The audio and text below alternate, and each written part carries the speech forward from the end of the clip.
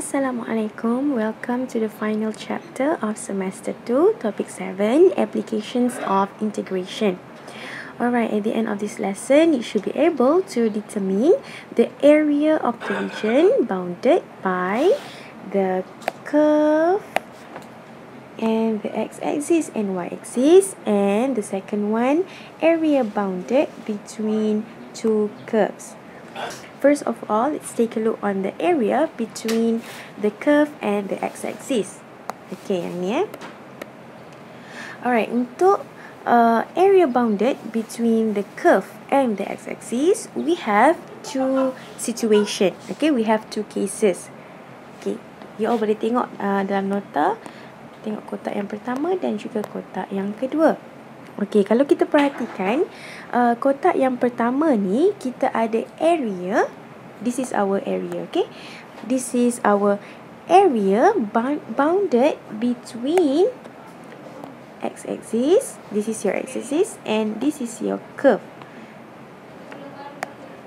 Dan inilah area yang bounded between the curve and the x-axis. Okay, so macam mana kita nak kira area bounded ni? Kita boleh gunakan integration. So, the formula is A equal to integrate from A to B. Okay, you ambil value from your x-axis from A to B. And then masukkan function awak dan awak kena integrate in terms of x. Okay, nampak tak dx kat belakang? Okay. Kita kena integrate in terms of x because our area is bounded between curve dan juga x-axis. Kalau area tu bounded between curve dan x-axis, maka you have to integrate in terms of x. Okay, jelas ya? Okay, dan juga kalau awak perhatikan, awak punya area of the region ni sekarang ni, area region bounded awak ni berada di bahagian atas graf. Maka bila you kira you punya area nanti menggunakan integration ni, you akan dapat positive value. Maka betul lah, area kan mesti kena positive value, betul? However, for the second case, kalau awak tengok dalam kotak yang kedua, sama juga. Awak punya area sekarang adalah berada di antara x-axis dan juga curve. So, ini awak punya area bounded by the curve and the x-axis kan. Tapi, apa bezanya kalau awak perhatikan gambar yang kedua ni, area awak berada di bahagian bawah. Okay, kalau case yang pertama, area berada di bahagian atas. However, for the second case, area berada di bahagian bawah. Disebabkan itu, pada formulanya, kita kena tambah modulus. Why? Because bila kita calculate dia punya area, kita akan dapat negative value.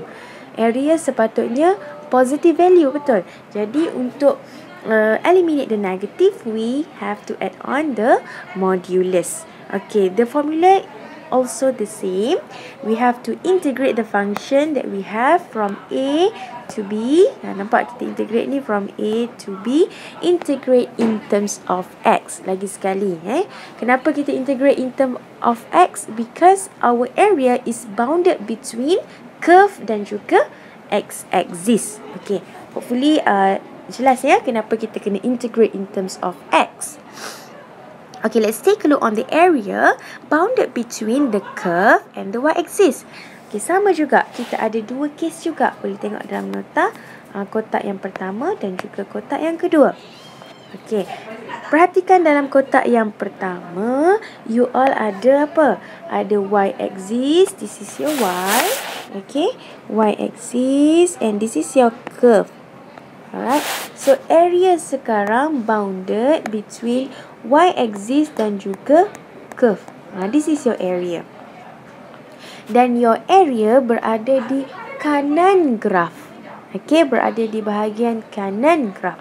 Okay, untuk formula dia pula, disebabkan area awak ini adalah di antara curve dan juga y-axis, maka awak kena integrate in terms of y.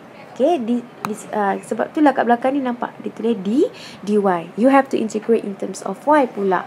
So, ambil function yang diberikan ni, you kena buat x lah sebagai subjek. Okay, you kena cari, you kena buat, susun balik you punya function X sebagai subjek supaya you dapat dalam sebutan Y. So ambil function tadi, integrate in terms of Y. Sama juga kita integrate from value C to D. Okay. However, for the second case, kalau perhatikan, sama juga kita ada area bounded between curve dan juga y-axis. Tetapi untuk second case, kita punya area sekarang ni berada di kiri graf. Okay, di bahagian kiri graf. Jadi bila you calculate, you akan dapat negative value. As I told you before, area have to be positive. So disebabkan dapat negative value tadi, maka dalam formula kita kena add on modulus to eliminate the negative value. Okay.